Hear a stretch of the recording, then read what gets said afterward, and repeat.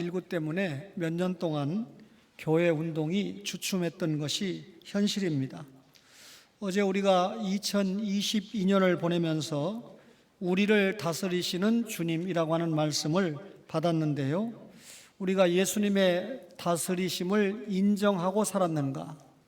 또 예수님이 우리를 다스리고 있다는 사실을 믿고 살았는가? 또 예수님을 통한 최후 심판을 우리가 준비하면서 살고 있는가를 말씀을 들으면서 돌아보는 한 해, 정리하는 한 해가 되었습니다. 오늘 신년 감사 주일을 맞이해서 2023년은 생명을 추수하는 교회라고 하는 제목으로 말씀을 전하려고 합니다. 생명은 움직이는 것이 생명이죠. 움직이지 않고 정지하고 있으면 생명이 아닙니다. 생명은 활발하게 운동을 한다 그 말이죠. 그렇다면 이 생명, 영혼이라는 게 무엇일까요? 우리가 믿고 있는 하나님은 그 존재의 근거를 자기 자신에게 두는 스스로 계신 분입니다. 그 하나님께서 하늘과 땅과 그 가운데 모든 만물을 창조하셨습니다. 특별히 마지막 날에 사람을 창조하심으로 하나님 자신의 존재와 하나님 자신의 사역을 나타내셨습니다. 사람 창조는요, 하나님께서 창조하신 사역의 절정이 사람 창조입니다. 하나님께서 스스로 계신 분인데 스스로 계신 하나님을 공개하시는 계시의 대상자로 사람을 창조했다 그 말입니다. 하나님이 이르시되 우리의 형상을 따라 우리의 모양대로 우리가 사람을 만들고 그랬는데, 여기 우리라는 것은 성부와 성자와 성령 삼위일체 하나님을 말씀하는 거죠. 삼위 하나님께서 사람을 창조하실 때 서로 간에 의논하고 계획을 하셨다라고 하는 정확한 말씀입니다. 따라서 사람을 창조하는 데는 동물이나 식물과는 달리 하나님의 특별하신 직접 동작이 개입이 되었습니다. 동물과 식물은 하나님께서 이르시되 하나님께서 말씀으로 명령하심으로 동물과 식물이라는 그 존재가 그대로 드러났습니다. 그러나 사람을 창조하실 때는 조금 전에 본 대로 삼위 하나님 간에 도모가 있었죠. 그리고 직접 사람의 모양을 하나님이 만드시고 하나님의 생기를 불어넣으셨습니다. 남자뿐만 아니라 하와도 직접 하나님이 창조를 하셨고, 그리고 아담과 하와를 위해서 특별히 거할 장소로 에덴 동산까지 허락을 하셨습니다. 이런 이 아담과 하와에게 모든 것을 다스릴 수 있는 정복권, 말하자면 문화적인 사명까지 허락을 하셨습니다. 말씀드린 대로 아담과 하와는 하나님의 형상대로 지음을 받았습니다. 하나님께서 사람을 창조할 때 사람 안에 하나님의 원형을 나타내셨다라고 하는 말씀입니다. 하나님의 형상의 내용이 뭘까요? 두 가지로 이해할 수 있는데, 하나는 영성이고 하나는 체성입니다. 창세기 2장 7절에 보니까 여호와 하나님이 땅의 흙으로 사람을 지으시고, 그리고 이 생기를 불어넣으시니 사람이 생명이 되었다. 그러면 땅의 흙으로 사람을 만든 거 체성이죠. 하나님이 생기를 불어넣으니까 생명이 됐다. 영성이지 않습니까? 그러면 하나님의 생기는 뭘까요? 땅의 흙으로 사람의 모양을 잘 만들고 이성, 양심, 의지, 도덕, 불사성, 감성, 이런 것들이 하나님의 생기인데, 이런 하나님의 생기가 사람의 몸에 추입이 되었다라고 하는 것입니다. 따라서 사람의 몸은 영혼과 연합을 해서 하나님의 형상을 반영을 했습니다. 사람의 몸은 하나님의 형상을 나타내 보여주는 아주 중요한 표현체가 됩니다. 따라서 하나님을 상대할 수 있는 고등 성분을 가진 것은 사람밖에는 없습니다. 그래서 1계명에 나 외에 다른 신을 위하지 말라 그게 6계명과 짝인데 살인하지 말라. 사람을 죽이는 것은 하나님의 형상을 파괴하는 것이니까 얼마나 하나님 앞에 중대한 범죄를 저지르는 것입니까? 여러분, 인간은 완전한 성인으로 지음을 받았습니다. 그리고 아예 지음받을 때부터 영원히 죽지 않는 불사성의 존재로 지음을 받았습니다. 사람의 영혼은 결코 죽는 법이 없어요. 죽어도 이 육체는 땅으로 가지만 이 믿은 영혼은 천국에서 영생으로, 믿지 않은 영혼은 지옥에서 영벌, 결국 영생이나 영벌은 영원히 산다는 것입니다. 그리고 낙원 생활에 합당한 죄가 없는 무죄인으로 지음을 받았습니다. 이런 인간에게 하나님께서 앞에 지음받은 모든 만물을 다스릴 수 있는 권한까지 주셨습니다. 이 세상에서 사람이 살 수 있는 조건, 공기라든지 물이라든지 이 음식물이라든지 모든 것들을 다 사람이 살 수 있는 조건을 형성해 놓고 마지막 날에 사람을 지으셨는데, 이 문화적인 인격자, 문화적인 명령까지 부여하심으로 확실히 인간은 만물의 영장의 자리를 차지하게 되었다, 그 말이죠. 이런 인간, 하나님의 계시의 전달자가 되는 인간에게 하나님은 이 첫사람 아담과 언약을 맺으셨는데, 그것이 동산 중앙에 있는 선악을 알게 하는 나무의 열매는 먹지 말라, 먹으면 반드시 죽는다라고 하는 계약입니다. 모든 것을 다 허락을 하셨어요. 그런데 단 한 가지 제한을 둔 게 있는데, 선악을 알게 하는 나무 열매 먹지 말라는 겁니다. 그런데 다른 거 다 하고 이거 하나만 제한을 두었으니까 지킬 수 있는 거잖아요. 그런데 아담과 하와가 먹음직도 하고 보암직도 하고 지혜롭게 할 만큼 탐스러운 유혹을 이기지 못했습니다. 여러분과 저가요, 하나님의 말씀을 어기고 이 신자답지 못한 생활을 하는 하나의 길목이 뭐냐면 먹는 문제, 버는 문제, 욕심의 문제를 극복하지 못하는 것입니다. 결국 이 문제 때문에 하나님의 말씀을 어기고 불순종한 존재가 됐는데, 하나님의 말씀에 불순종한 것이 죄입니다. 죄는 하나님의 형상을 잃어버리게 했습니다. 이런 사람에게 완전 타락이 왔는데, 완전 타락이라고 하는 말은 범죄한 인간이 자신의 능력과 힘으로는 본래의 상태로 돌아갈 수 없다. 에덴 동산에서 무죄인의 상태로 지음받은 그 상태로 범죄한 인간은 돌아갈 수 없다. 이게 완전 타락입니다. 그러나 여러분, 인간이 가진 자연적인 현상 때문에 부분적으로는 기능을 발휘하지요. 그러나 죄의 오염으로 말미암아 하나님의 뜻에 합당한 생활을 할 수가 없어요. 아담과 하와가 범죄하기 전에는 하나님의 합당한 생활, 하나님을 기쁘시게 하는 생활을 할 수 있었지만, 범죄한 이후에는 그게 안 되는 겁니다. 무슨 말이냐면, 죄로 타락한 인간의 영혼은 반드시 구원을 필요로 하는 존재가 되었다. 오늘 생명, 영혼을 추수하는 교회, 이런 제목인데요. 생명, 영혼이 뭡니까? 구원이 필요한 존재다. 죄의 존재다, 그 말이죠. 그러면 추수라고 하는 말은 무슨 말일까요? 존재하시는 하나님은 졸거나 주무시는 분이 아니고 일하시는 분입니다. 하나님의 사역은 계획과 그리고 창조와 섭리로 나타나는데, 하나님의 계획은 일반 계획, 작정, 그리고 특수 계획, 예정이 있습니다. 사람의 영혼이 구원받느냐, 유기되느냐, 구원받지 못하느냐, 그 사람의 생명에 관한 문제의 하나님의 계획을 우리가 예정이라고 합니다. 아무데나 예정이라고 쓰는 것 아닙니다.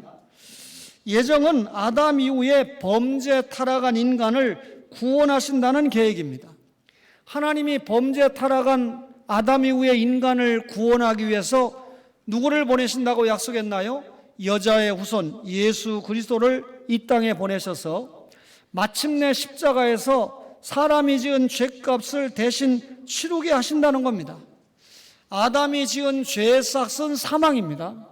따라서 누군가가 그 죄의 삭으로 죽어야 되는데, 우리가 죽어야 되는데 우리의 죄를 전가받은 예수님께서 십자가에서 대신 대속의 죽음을 죽으신다라고 하는 것이 창세기 3장 15절의 예언입니다. 에덴 동산에서 하나님의 말씀에 불순종한 아담을 위해서 하나님께서는 여자의 후손을 보내겠다. 남자의 도움 없이 여자의 후손으로 온다. 성령 잉태지요. 또 뱀이 여자의 후손의 발꿈치 상하게 한다. 예수님이 십자가에 죽는다는 말이죠. 여자의 후손이 뱀의 머리를 상하게 한다. 사흘 만에 부활 승리. 십자가와 부활의 진리가 창세기 3장 15절에 있지요. 따라서 범죄한 아담과 하와 이후에 누구든지 예수님의 십자가와 부활을 믿지 않으면 구원받을 수 없고 하나님 나라 일꾼으로 합당하게 돌아올 수가 없습니다. 여러분, 이 범죄한 이후에 아담과 하와가 벌거벗은 것이 부끄러워서 무화과 잎으로 옷을 만들어 입지 않습니까? 해가 뜨니까 소용없어요. 자기가 이 자신의 행위나 공로로 구원받을 수 없다는 것을 상징적으로 알려주는 일입니다. 그래서 하나님께서 직접 동물을 잡아서 가죽으로 옷을 입히니까 비가 와도 눈이 와도 아무런 상관이 없습니다. 다시 말하면 구원은 하나님의 은혜로 입혀지는 것이다. 구원은 하나님의 선물이다 라고 하는 것을 보여준 거죠. 그럼에도 불구하고 아직까지 예수 믿는다고 하면서 인간의 노력이나 공로나 의지나 방법으로 구원받을 수 있다고 생각하는 사람들이 꽤 있습니다. 가죽옷 개시 사건은 구원은 하나님의 은혜의 선물이다 라고 하는 것을 분명하게 보여주는 것입니다. 아브라함과 이삭을 기억하지요. 정말 믿음의 아버지와 믿음의 아들인데 아브라함이 독자 이삭을 제물로 드리기 위해서 모리아산에 올라가지 않습니까?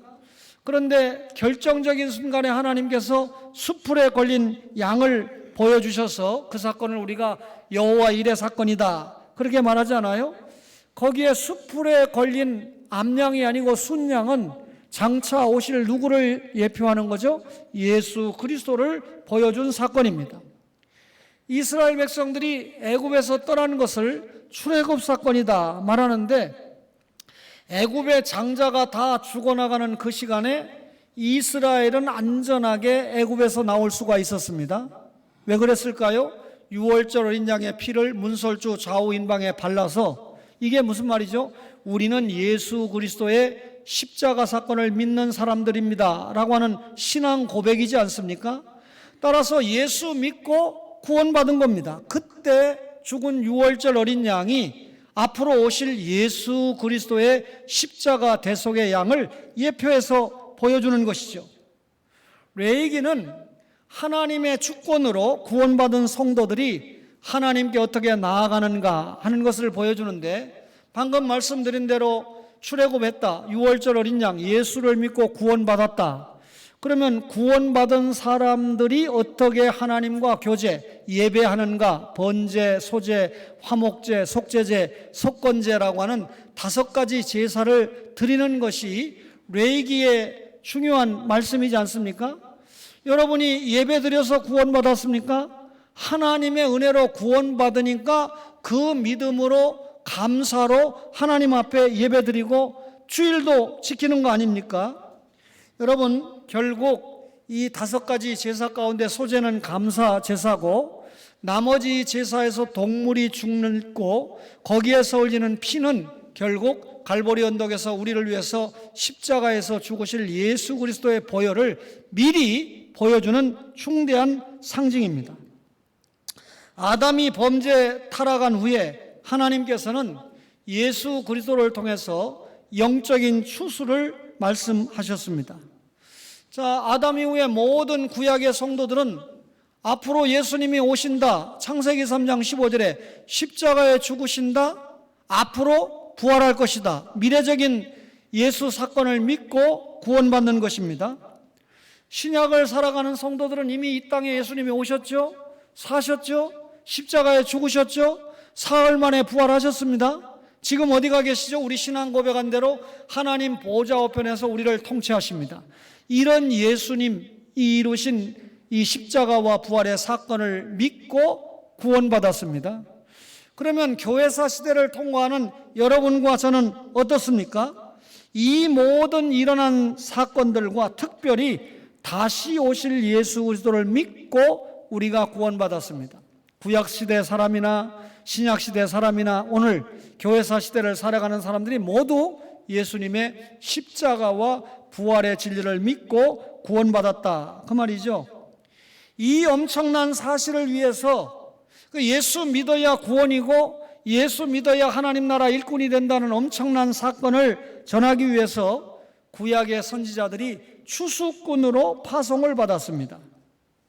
복음의 본질이 예수님 아닙니까? 그 예수님께서 이 땅에 오셨는데 예수님도 이 땅에 추수꾼으로 하나님께 파송을 받으셨습니다.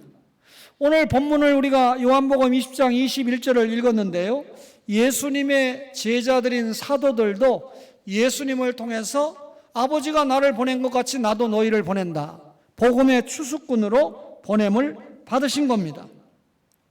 예수님이 이 땅에 오셔서 마태복음 4장 23절에 보면 예수께서 온 갈릴리에 두루 다니사 그들의 회당에서 가르치시며 천국 복음을 전파하시며 이 백성들의 모든 병과 모든 약한 것을 고치시니 그랬습니다.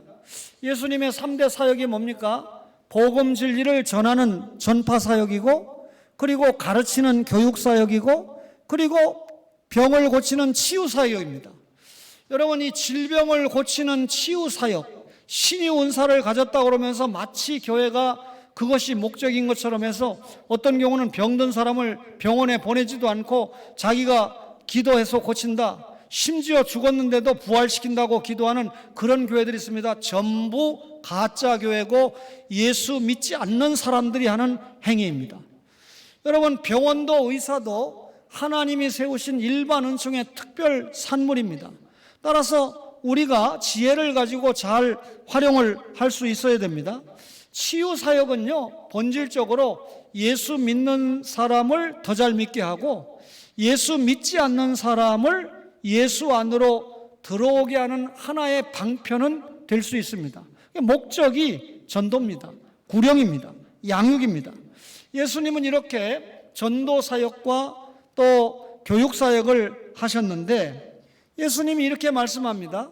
넉 달이 지나야 추수할 때가 이르겠다고 하지 않으냐? 내가 너희에게 이르노니 눈을 들어 밭을 보라, 희어져 추수하게 되었도다. 요한복음 4장 35절의 말씀인데요, 자연계의 추수기는 예수님이 보실 때 아직 이르지 않았다는 겁니다. 제자들이 봐도 넉 달이나 남았다는 거예요. 그러나 영적인 추수기가 무르익었다는 겁니다. 영적인 추수기는 예수님이 사람의 몸을 입고 이 땅에 오신 때부터 시작이 되었습니다. 많은 사람들이 예수님의 복음을 받기 위해서 주님께 나왔습니다. 성경에 보니까 사마리아 사람들이 예수님 앞에 나왔죠. 지금 제가 설교는 이렇게 쉽게 하지만 당시 사마리아 사람들이 예수님 앞에 나와서 구원받는 이것은 정말 획기적인 사건이었습니다. 동족들에게 미움을 받았던 세리들도 주님 앞에 나왔고 군인들도 나왔습니다. 각색 병과 고통에 있는 자, 귀신 들린 자, 간질하는 자, 중풍병자, 나병 환자, 귀신 들린 자, 소경 바디메오, 12년 동안 혈루증으로 앓던 여인, 나다나엘, 세리 삭개오, 유대 공회원인 이 니고데모, 예외 없이 많은 사람들이 예수님 앞에 나와서 구원받고 주님의 제자가 되었습니다. 이런 성경의 여러 말씀들을 보면 하나님께서 영혼을 추수할 때 동양인이나 서양인이나 남녀노소 빈부귀천을 전혀 따지지 않고 유식자 무식자 관계없이 영생 얻기로 작정된 자는 다 주님을 만나서 구원받는다는 것을 확인할 수가 있습니다. 영생 얻기로 작정된 자는 누구든지 예수님께로 나옵니다. 그렇게 예수님께 나와서 신앙을 가지고 구원받은 신자들은 나중에 보면 자기 자신이 택자라고 하는 것을 확인하게 되죠. 예수님께 온 자가 예수 믿는 거잖아요. 그리고 예수님께 온 자가 믿고 구원받잖아요. 주님은 이런 사실을 가르쳐서 추수할 곡식이 많다, 휘어져 추수할 때가 되었다, 이렇게 말씀한 겁니다. 예수님의 제자인 바울은 이를 가리켜서 보라, 지금은 은혜 받을 만한 때요, 구원의 날이로다 라고 고린도 후서 6장 2절에 그렇게 말씀을 했죠. 추수라는 게 뭡니까? 한마디로 택자를 찾아서 구원시키는 행위가 추수입니다.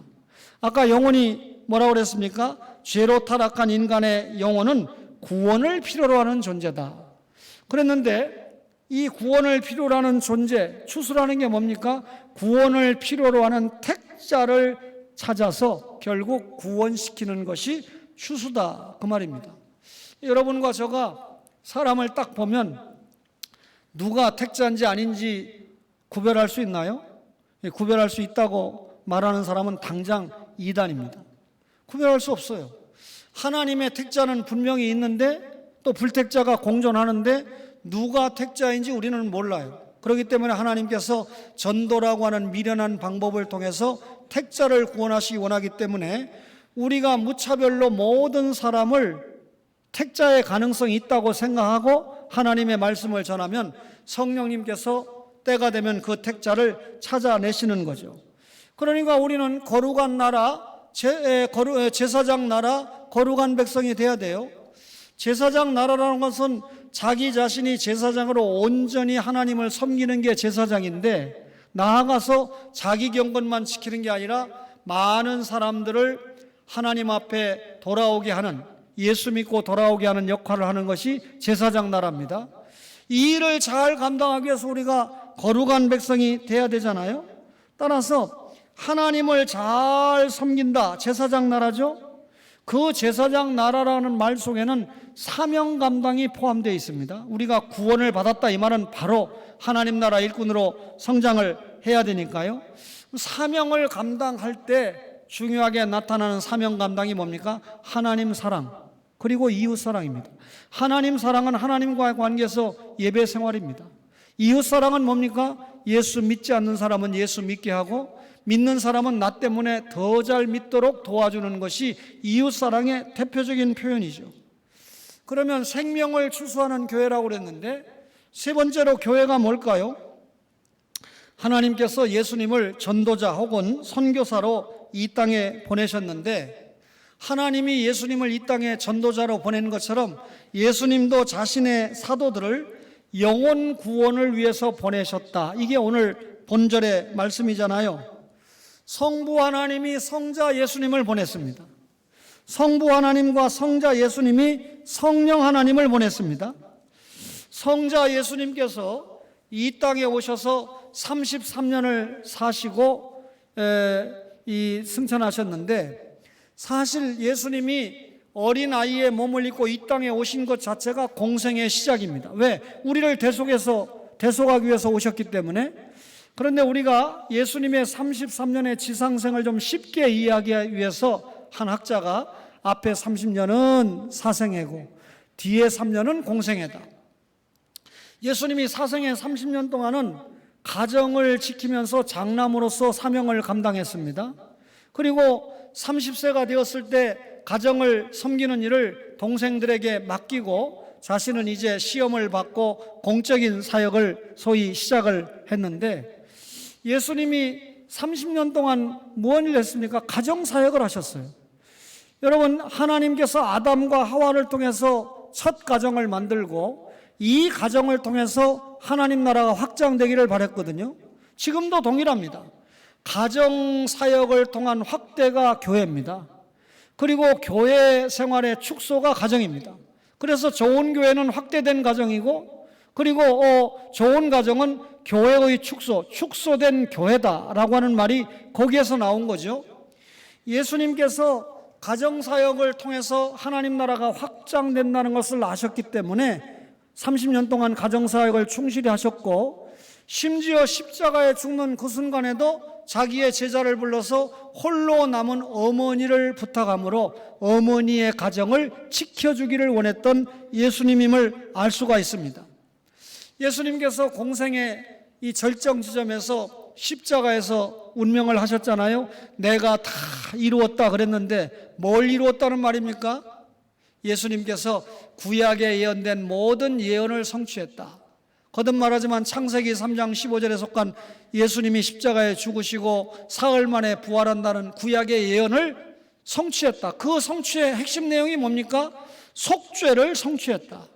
아담 이후에 모든 죄인이 죄 때문에 죽어야 되는데 이 예수님이 십자가에서 죽은 속죄의 성취를 믿는 자는 지옥 가는 것을 면하는 속죄를 성취했다는 겁니다. 자, 예수님께서 이 엄청난 사건을 알려서 예수 믿게 하고 구원 얻게 하는 일에 영혼 추수하는 일, 예수님의 십자가와 부활을 믿고 구원받고 하나님의 자녀가 되어서 하나님 나라 일꾼으로 사용받게 하는 일을 어디에다가 맡겼다고요? 교회에다가 맡겼습니다. 예수님께서 떠나시면서 내가 떠나가면 진리의 성령 오신다고 그랬고, 그 성령 오시면 제자들이 능력, 권능을 받는다고 그랬고, 마침내 예루살렘부터 땅끝까지 이르러 복음의 증인이 된다라고 말씀을 했습니다. 예수님의 말씀대로 오순절 성령 강림절에 성령님이 강림하셨습니다. 그리고 베드로가 설교해서 3,000명이 회개하고 예루살렘 교회가 설립되었습니다. 그리고 말씀대로 유대와 사마리아 교회가 평안하여 든든히 서갔고, 그리고 흩어진 사람들을 통해서 안디옥 교회가 세워졌습니다. 예루살렘 교회는 세계 선교의 센터로 사용을 받았고, 이방 지역의 이 수리아 안디옥 교회는 이방 선교의 센터, 중심 교회로 사용을 받았습니다. 이 안디옥 교회를 통해서 파송을 받은 바울과 바나바는 세계 선교에 불을 지른 사람들 아닙니까? 특별히 바울이 1차, 2차, 3차 전도 여행을 통해서 십자가의 복음을 곳곳으로 확장을 시켰습니다. 영혼 추수라고 하는 이 열매를 하나님 앞에 마음껏 올려드렸다, 그 말이죠. 소아시아의 이 사도행전 14장을 보면 교회가 설립이 됐고, 사도행전 16장에 보면 유럽의 첫 교회인 빌립보 교회, 17장에 보면 데살로니가 교회, 18장에 보면 고린도 교회, 19장에 보면 에베소 교회가 설립이 되었습니다. 바울이 직접 가서 전도하고 많은 교회를 설립했지만, 그 당시 가장 많은 인구가 살고 있는 로마에는 바울이 교회를 설립한 것은 아니지만 많은 성도들에 의해서 로마에도 교회가 세워졌습니다. 사도행전을 읽다 보면 바울이 로마에까지 가서 이 가정집에서 이태를 보내면서 하나님 나라와 예수 그리스도에 관한 것을 찾아오는 사람들에게 담대히 증거했다라고 사도행전이 마쳐지게 되잖아요. 사도행전은 28장으로 구성된 성경인데 1장부터 7장까지는 예루살렘 교회 내용입니다. 8장부터 12장까지는 유대와 사마리아 교회에 대한 기록입니다. 13장부터 28장까지는 땅끝까지의 교회의 기록인데, 여러분 28장으로 기록된 사도행전은 끝났지만 하나님께서는 성령님을 통해서 사도행전 29장, 30장, 40장을 지금 계속해서 기록해 가고 계신데, 그 교회의 역사 한 언저리에 대한예수교 장로의 초원교회가 있다, 우리 교회가 있다, 분명하게 믿으시기를 바랍니다. 여러분, 우리 교회가 지금 남동구에 위치해 있습니다. 그렇다면 이 남동구에 위치해 있는 영혼들을 우리가 귀하게 여기고 생명추수를 해야 됩니다. 그러나 여러분, 요즘 교통이 발전했잖아요. 저희가 신학교 다닐 때만 해도요, 교회 이름을 질 때 뭐라고 짓는 것이 가장 좋다고 교수님들이 가르쳤냐면, 만약에 이 논현동에 있으면 논현제일교회, 논현중앙교회, 이게 최고 좋은 이름입니다. 성남동에 있으면 성남제일교회, 이게 제일 좋은 이름이에요. 왜냐하면 교회가 많지 않고 그 지역에 우리 교회는 성남동에 있다, 이걸 딱 알려주는 게 성남제일교회 아닙니까? 논현제일교회, 여러분 논현동에 있다, 이걸 딱 알려주잖아요. 그런데 지금은 이 논현동에도 교회가 많이 있고, 남동교회 850개 교회, 연수구에 450개 교회, 얼마나 많은 교회들이 있습니까? 그러니까 성남제일교회도 이름을 선두교회라고 바꿨잖아요. 지역의 이름을 딴 교회들도 지역을 버리고 지금 이름을 바꾸고 있습니다. 무슨 말입니까? 교통이 좋고 또 자기가 이 주의 일을 잘 감당할 수 있는 신학과 신앙의 색깔이 맞는 목사와 교회를 찾아서 신앙생활하는 성향이 있다라고 하는 것을 반증하고 있죠. 따라서 우리 교회가 남동구를 책임질 뿐만 아니라 인천과 나아가 세계를 위해서 우리가 감당할 수 있는 부분은 감당해야 된다는 거죠. 여러분, 우리가 필리핀 선교사도 후원하죠. 방글라데시 선교사도 후원하죠. 태국의 선교사도 후원하죠. 물론 우리가 후원을 하지 않지만 미국이나 유럽이나 남미에서 활동하는 선교사들을 위해서도 기도하지 않습니까? 정기적인 후원은 못해도 우리 교회를 방문하거나 하면 우리가 또 이 일시적으로 후원하는 일도 다반사잖아요. 2023년 1월 1일 첫 주일을 맞이했습니다. 1년 365일이죠. 52주간입니다. 8,760시간입니다. 52만 5,600분이라고 하는 시간을 우리가 하나님 앞에 허락을 받았는데, 이 시간이 뭐냐? 영혼을 추수하는 시간이다. 그렇게 허락을 하셨다 그 말입니다. 이 시간 속에서 우리가 점유하고 있는 모든 공간은 선교지가 됩니다. 그 속에서 만나는 영혼은 그 사람이 누구일지라도 전도 대상자가 된다 그 말이죠. 여러분, 우리가 이 만나는 사람 가운데 이 예수 믿지 않는 사람은 전도 대상자예요. 예수 믿는 사람은 양육 대상자입니다. 그러니까 여러분과 제가 사람을 만날 때 그 하나님 사랑, 이웃 사랑이잖아요. 그 사람을 사랑한다는 것은 그 사람을 빨리 파악해야 돼요. 그래서 지혜롭게 파악을 하면 교회 다니는 사람인지 아닌지, 또 교회를 다니면 2단 교회를 나가는 건지, 또 신앙의 정도가 어느 정도인지 이렇게 파악을 해서 그 사람에게 맞게끔, 안 믿는 사람이면 교회로 인도, 전도하기 위해서 애를 쓰고, 믿는 사람은 나와의 교제를 통해서 그가 신앙이 성장하게 하는 일에 우리가 도움을 주는 그런 선교사, 전도자가 되어야 된다 그 말이죠. 믿지 않는 사람에게는 복음을 들을 수 있는 기회를 주어야 됩니다. 옛날에 우리 동춘동의 가족들은 기억을 하는데, 한 여전도사님이 그만 복음은 전하지 않고 우리 교회 나오면 병에서 낫습니다. 서울대학교 다니는 아이가 그만 뭐가 조금 돼가지고 5층에서 떨어졌어요. 자살한다고. 죽었으면 부모 고생을 안 시키는데 죽지 않았어요. 그러니까 이 어머니가 얼마나 가슴이 아픕니까? 근데 그런 사람에게 복음을 전했어야 되는데, 교회 나오면 이 아들이 이 장애인이 됐는데 나을 수가 있다. 그러니까 이분이 새벽기도 나옵니다. 아들이 낫는다고 그러니까 얼마나 열심히 나오는지 알아요? 그런데 이 신목사가 능력이 없어가지고 그 장애인이 나서야말로 하죠. 또 내가 주님, 이 장애인을 영적인 장애에서 빨리 낫고 구원받게 해주세요, 이 기도 많이 하죠. 결국 어느 정도 열심히 하다가 한 2개월, 3개월 열심히 하다가 왜 안 낫습니까? 왜 이 말씀한 대로 거짓말 했습니까? 소위 쉬운 말로 사기쳤습니까? 안 나오잖아요. 그 결과 누가 책임질 겁니까? 제가 복음 전하라고 그랬지, 나가서 여러분 다 못 걷는 사람, 이런 사람들이 휠체어 탄 사람이 다 교회 오면 벌떡벌떡 일어난다고 가르치라고 그랬습니까? 여러분, 차라리 병원 가서 치유를 잘 받고 우리가 기도하면서 최선의 결과를 기대를 해야 되죠. 복음을 전해야 돼요. 예수 안 믿는 사람에게 복음 들을 수 있는 기회를 줘야 돼요. 그리고 믿는 사람에게는 신앙이 성장할 수 있는 기회를 부여해야 됩니다. 제 목양일기를 읽으면서 저를 아예 선생님이라고, 나이도 몇 살 차이가 안 나는데 그분이 지금 전라노회 분회장 됐습니다.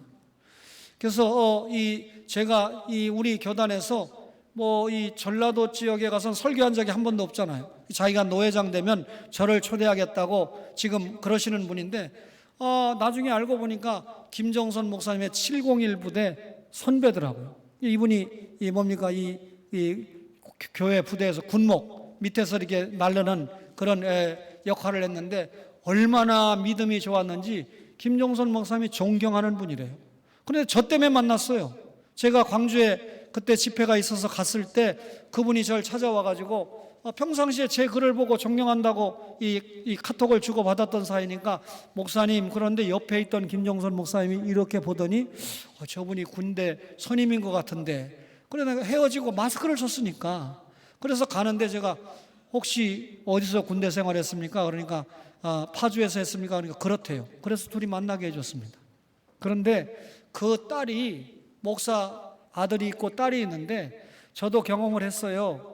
아들과 딸들은, 목사 아들과 딸들은 독립하기를 원해요. 왜냐하면 교회에서 목사 아들과 딸이라는 입장 때문에 굉장히 스트레스 받거든요.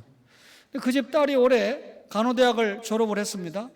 그래, 이 졸업하는 과정에서 엄마 아빠가 이 얼마나 귀한 딸입니까? 하나밖에 없는 외동딸인데 이제 이 대학을 졸업하고 병원에 취직해서 간호사가 되면 교회 생활 잘 할 수 있는데, 저는 죽어도, 이 지금 광주에 사는 사람인데 나는 인천에 지원을 하겠다 해서 인천 시립병원에 지원을 했어요. 좀 공교롭게 돌아가죠. 그래서 한 달 전쯤에 시험을 본다고 왔는데, 제가 저를 그렇게 귀하게 여기는 목사님이 딸을 데리고 왔으니까 제가 만나서 식사도 대접하고 그리고 기도도 해주고 그랬는데, 아버지가 뭐라고 하는지 알아요? 목사님, 시립병원 떨어지게 기도해 주세요. 떨어져야, 아빠 엄마는 떨어져서 호남 지역에서 되기를 바라는 겁니다. 가족과 함께 살기를 원하니까. 근데 야는 독립하기를 원하는 거예요. 합격을 했어요. 아빠 엄마가 걱정하잖아요. 뭐 태움도 있다고 그러죠. 이제 간호사 초병이니까 태움도 있다고 그러죠. 또 타양에 가서 살라니까 신앙도 걱정이 되죠. 그래서 제가 고민 많이 했습니다. 제가 잘 양육할 수 있지만 선한교회가 훨씬 양육이 낫다. 왜냐하면 그 딸과 김정선 목사 딸이 동갑이고 또 청년들이 들어있으니까 좀 또 케어를 해주면 훨씬 낫겠다 해서, 또 간호사 생활하다 보면 주일 완전히 못 지켜요. 주일날 근무하는 날도 있고 하니까. 그래서 선한교회 신앙생활 해라. 그러나 제가 직간접적으로 도움을 줘야 되잖아요. 그래서 제가 엊그제 전화를 했어요. 우리 교회 집사님이 그 교회 부원장님이 되셨다. 무슨 말입니까? 야, 우리 딸 태워만 당하게 부탁해, 그런 말이 아니에요. 그 아버지 엄마가 딸을 사랑하는데 독립하려고 하는 딸에게 자기가 하려고 하는 미지의 병원에 그렇게 높은 분이 초원교회 집사님이다 하니까 그 말만 들어도 위로가 되는 겁니다. 뭔 말인지 알죠? 여러분, 위로와 격려는 그렇게 시작되는 거예요. 실제로 어려운 일이 있으면 찾아가서 상담을 하고 도움을 받을 수도 있겠죠. 여러분, 어떻게 하든지 한 영혼이 예수 믿고 구원받게 하고, 예수 믿은 구원이 어떻게 하든지 신앙 성장하게 하는 일에 여러분과 저의 모든 이 마음이 갈 때 그 사람이 진짜 하나님을 사랑하고 이웃을 사랑하는 사람입니다. 교회가 갖는 본질적인 사명, 영혼 추수, 구령이다, 그 말이죠. 오늘 이 생명을 추수하는 교회라고 하는 사명을 잘 감당하기 위해서는 먼저 기도가 선행돼야 돼요. 8시 기도를 여러분들이 만들었죠. 참 이 귀한 분입니다. 겨자씨 이 기도 운동을 만든 분이 웨슬레예요. 사실은 웨슬레의 동생인 찰스 웨슬레인데 형이 거기 슬쩍 껴가지고, 형이니까 동생이 이런 걸 다 형한테 넘겨줘서 그분이 감리교 창시자가 된 겁니다. 어쨌든 8시 기도에 얼마나 중요합니까? 여러분, 제 아내나 환자들을 위해서 기도하는 것도 중요하지만 이 기도가 결국 생명을 치유하는 생명 추수로 연결이 돼야 되죠. 그리고 그 기도가 마침내 복음을 전하는 전도 행위가 따라가야 됩니다. 기도와 전도는 섬김의 자세로 감당을 해야 됩니다. 전도를 받는 영혼들을 주님의 말씀으로 구체적으로 양육해야 돼요. 보면 교회로 데리고 와놓고는 목사와 전도사에게 맡겨놓고 끝이에요. 교회 안 나오면 나한테 책임 돌리는 거예요. 아닙니다. 여러분들이 인간관계로 잘 교회로 인도했으면 목사의 설교를 알아들을 수 있는 데까지 케어를 하면 그 다음에 제 책임입니다. 목사의 설교를 알아들으면 신앙이 무엇인지, 교회에 왜 나와야 되는지, 구원이 뭔지 알게 되니까 이제 좀 못 나왔다가도 또 성령님이 만져주면 다시 나왔다가, 이런 과정을 통해서 어떤 경우는 또 끝까지 신앙생활을 잘하면서 결국은 신자가 될 수 있거든요. 여러분과 저가 구령과 양육의 책임을 해야 되죠. 구원받은 구원인으로 만져가면 안 됩니다. 성화인으로 가야 되죠. 거룩한 모습을 보지 못할 때 누가 우리 말을 듣고 예수를 믿겠습니까? 그리고 사명 감당하는 사명인이 돼야 됩니다.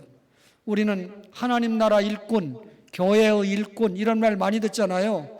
교회의 일꾼이나 하나님 일꾼은, 하나님 나라의 일꾼은 구원받은 신자에게 주어지는, 여러분, 그 다음에 하나님의 사명입니다.